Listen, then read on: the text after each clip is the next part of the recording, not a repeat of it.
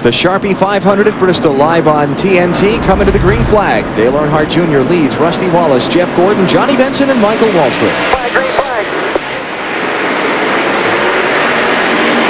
Oh, Johnny didn't get a very good restart. Michael Waltrip got by him for fourth, and then he shut the door on Bill Elliott. Yeah, he wisely got to the bottom of the racetrack, but Kurt Busch is on the inside of Elliott now.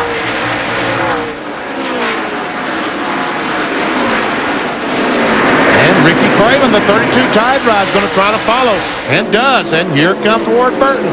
This is what you call getting freight trained. Yeah, that's what we talked about. You get stuck in that high line, and you're just praying for an opening to get down.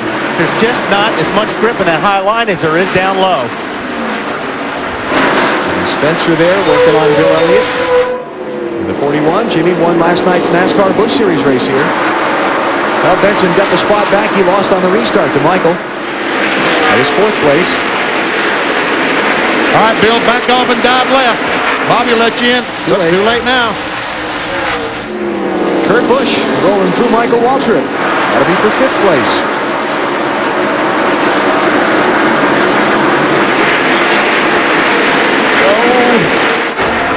See, that's what I'm talking about by the spotter telling Michael Waltrip that he's there.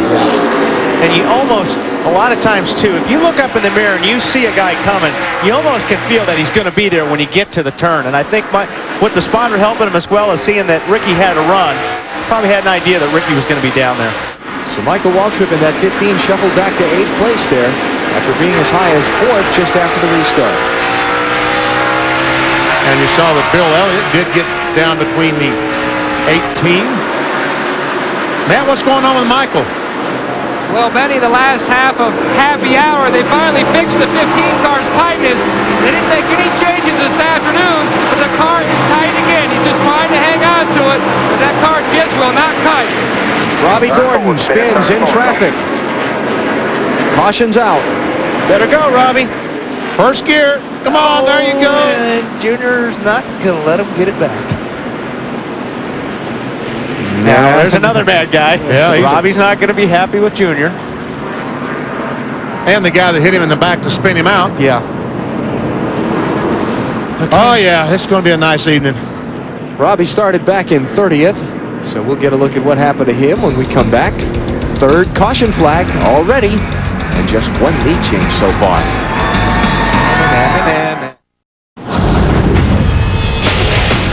Tomorrow, Witchblade takes over TNT.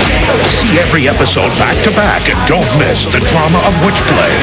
Tomorrow, noon to 11, only on TNT.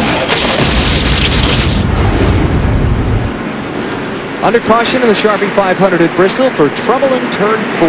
Robbie Gordon was the principal. Think he had help? Oh, yeah, he had some help in the form of the 55 car. Bobby Hamilton just gets right in the left rear a little bit, and around goes Robbie. Now, Robbie tried to get a lap back coming to the start-finish line from Dale Earnhardt Jr. Did not. You remember the March race here in Bristol? He and Jr. had a little in-race confrontation, pictured there. Then they had a little post-race confrontation, pictured there. One for which Robbie was placed on probation by NASCAR until the conclusion of tonight's race. Actually, Wednesday is up, not tonight. I was told by NASCAR. So if it goes past 12 o'clock, he's not on probation. Okay. So did that come into play? What happened in the spring? It could. No, I don't think he just got the car going fast enough, and Earnhardt was slowed down. Robbie is now a lap down in 39th, Dave.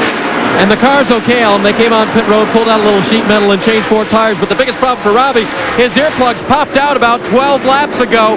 He's got them back in, and he's put some tape on the end of them on his ears to make them stay in. Yeah, that's not good as noisy as this place is, that's for sure. When you put your earplugs in right before you put your helmet on, you take duct tape, and you put them over your ears to keep the plugs in your ear. And it feels really good after the race, pulling that tape off. Oh, I bet it does. And right now, Robbie Gordon, the 31 car, is holding up Ward Burton pretty doggone good, so he may get run into again. Yeah. Ward is the 7th place car. The deal is here, if you get in the back of somebody, you want to get, if you're going to get somebody's attention, you want to hit them getting off the corner or in the middle, and then they can save it. But if you run into somebody like Bobby did on Robbie getting into the corner, it's almost impossible to save a race car like that. Speaking of lap cars kind of in a position of peril, this is Steve Park. Remember, he was involved in the first spin. He's a lap down in 38th place, and he is separating leader Dale Earnhardt Jr. from second place, Rusty Wallace. No more. Rusty Wallace finally, Steve Park moved up the hill to get out of Rusty Wallace's way because it was obvious that Rusty and Steve in those cars were faster than he was. There might have been a knock on the back bumper there, too. Someone not anxious to see Steve Park's early troubles would be Daniel Ferniehoff of Woodstock, Ontario, Canada. One of 10 finalists who came here to Bristol in the Sharpie $1 Million contest. He was picked at random to be the finalist. Then he picked at random a starter in tonight's race. Steve Park's number came up. If Park were to win the race, Daniel would get $1 million. Not likely. They've got a lot of adjusting to do if they're going to do that. And those 10 people that came here, there's 9 of those people that hate me right now. Yeah, because you were the one that picked.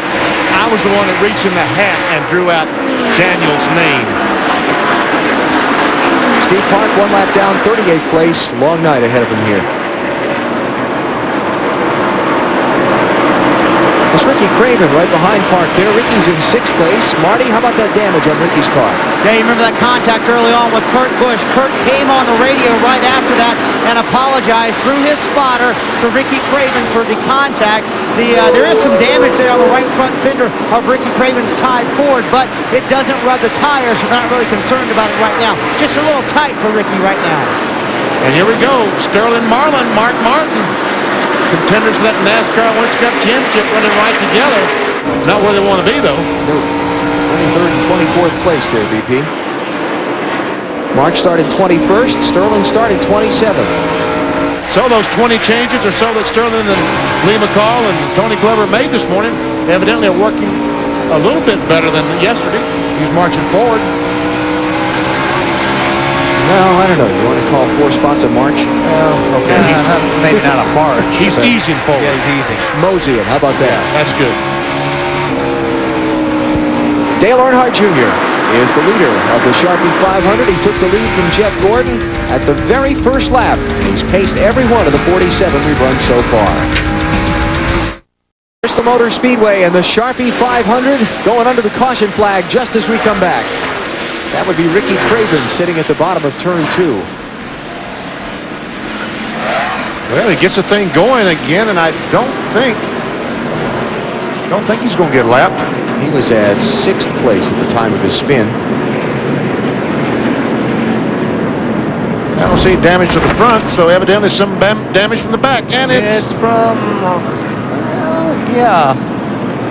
Man, that was so slight a touch, wasn't it? Yep. But that was going in. Doesn't? Yeah, that's right. Going in the corner. You can't get a guy in the back end there.